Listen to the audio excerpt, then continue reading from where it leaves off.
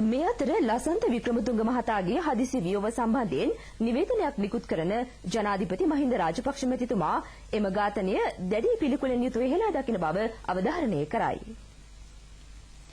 ලසන්ත වික්‍රමතුංග තමාගේ සමීපතම මිතුරෙකු බව පෙන්වා දෙන ජනාධිපතිතුමා මෙම සිද්ධිය සැලවුවාම තමා දැඩි ලෙස කම්පාවට පත් වූ බවද කියා සිටී.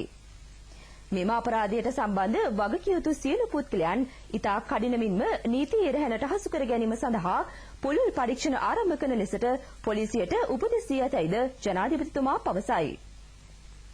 රට පුරා ප්‍රජාතන්ත්‍රවාදය හා නිදහස ස්ථාපනය කිරීමට රජය ක්‍රියා කරගෙන යන මොහොතක මෙවැනි සිදුවීමක් ඇතිවීම සැලකිල්ලට ලක් කළ යුතු කරුණකි. රටට අපකීර්තියක් ගෙන දීමේ අන්තවාදී බලවේගයන් රට පුරා ක්‍රියාත්මක වෙමින් පවතී.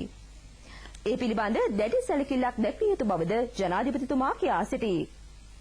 මෙම ශෝකාකුල අවස්ථාවේදී මියගිය ලසන්ත වික්‍රමතුංග මහතාගේ පවුලේ සමාජිකයන්ටත් සන්නලීඩ පුවත්පතේ හා ඊට අනුබද්ධ අනෙකුත් පුවත්පත්වල මෙන්ම පුවත්පත් කලාවේ නිරත වූ ඔහුගේ මිතුරන් වෙතද ජනාධිපතිතුමා සිය සාතිශය කනගාටුව පිරිනමයි.